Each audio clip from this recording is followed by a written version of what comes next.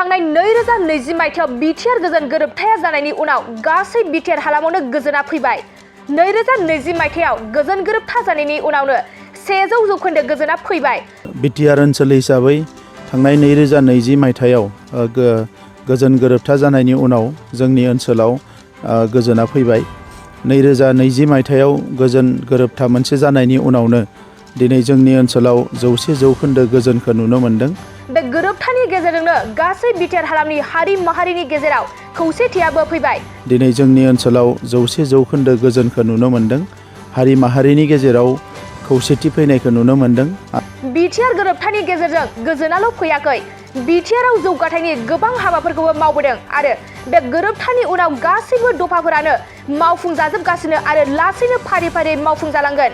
आरो जौगानायनि माखासे गोदान खामानिफोर जोंनि ओनसोलाव जोबोद मोजाङै जानायखौ नुनो मोनदों। कमिटमेन्टनिथ' बाथ्रा नङा, बे अन प्रसेस।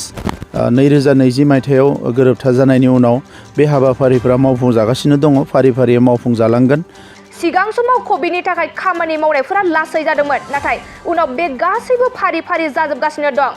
बेनिखायनो बेफोर गासैबो इमप्लिमेन्ट खालामनायफोरा बिजेपि सरकारनि सायावनो बे एकर्डआ जादों आरो खम समनि गेजेरावनो जोंनि गासैबो दफाफोरा मावफुंजाजोबगोन। गामि सोनाय माखासे हाबाफारि दंबावो। बे गामि सोनायनि हाबाफारिया सोलिगासिनो दङ।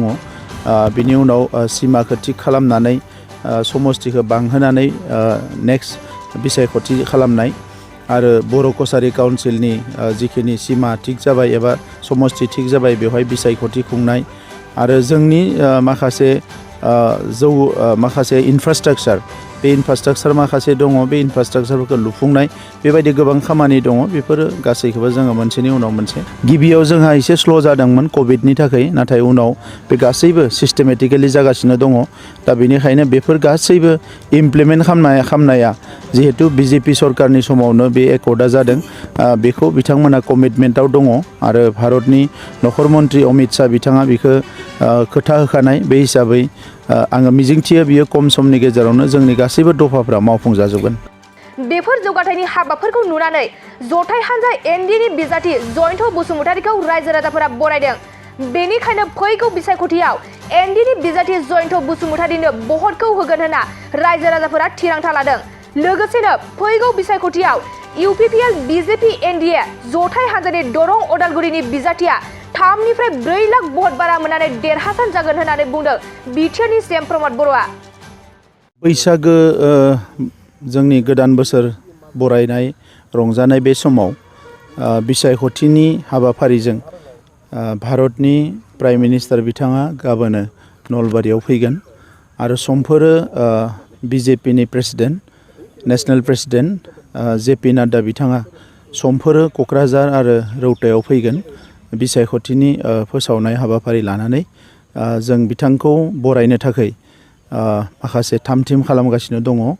क'क्राझाराव 70,000सो सुबुं गौमा जागोन आरो रौतायाव 40निफ्राय 50,000नि मोनसे सुबुं गौमा जागोन आरो बे मोननैबो बिसायख'थिनि मेलाव बिथाङा बाहागो लानानै जोंनि बिजाथिनि जानानै दरं उदालगुरियाव दिलीप सयकिया बिथांनि जानानै आरो क'क्राझाराव जयन्त बसुमतारी बिथांनि जानानै फोसावनाय हाबाफारियाव बाहागो लागोन आरो बिथांनि बाहागो लानायनि उनाव जोंनि मोननैबो समस्तियाव जोंनि दोलोफोरनि माखासे दैदेनगिरि मावथिफ्रा आरो लोगोसे रायजो राजाफ्रा आरोबाव गोसो गुदुङै खामानि मावगोन आरो बिथाङा फैबाय थानाय समाव एनडिएआ मावनो लानाय खामानिफोर बिनि बागै थांखांनाय समाव माखासे जि मोजां खामानि मावबाय बिनि बागै रायजो राजाफोरखौ सांग्रांथि खालामनो हागोन आरो बिटिआर ओनसोल हिसाबै थांनाय 2020 मायथाइयाव गोजोन गोरोबथा जानायनि उनाव जोंनि ओनसोलाव गोजोना फैबाय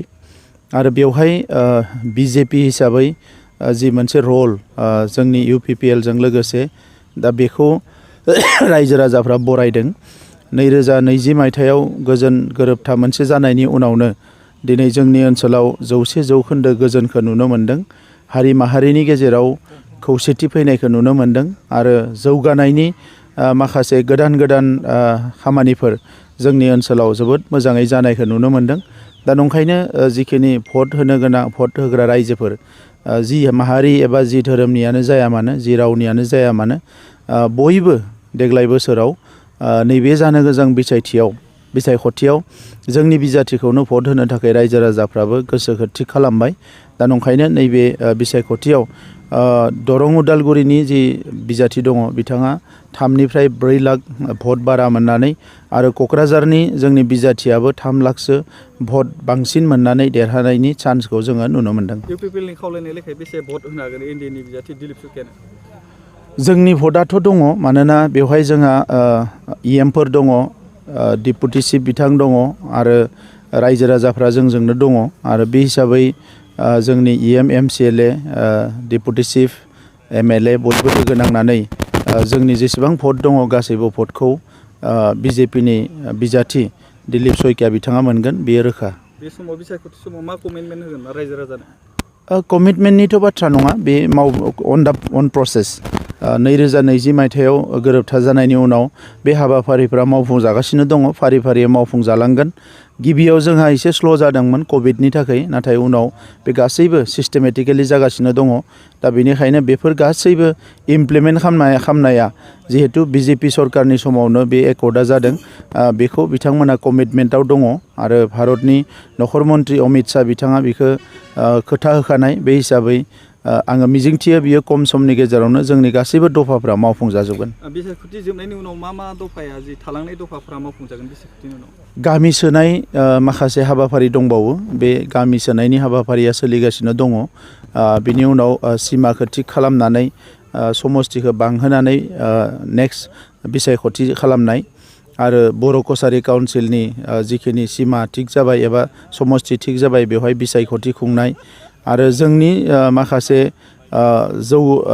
इनफ्रास्ट्राक्चार, बे इनफ्रास्ट्राक्चार माखासे दङ, बे इनफ्रास्ट्राक्चारफोरखौ लुफुंनाय, बेबायदि गोबां खामानि दङ। बेफोरो गासैखौबो जोङो मोनसेनि उनाव मोनसे।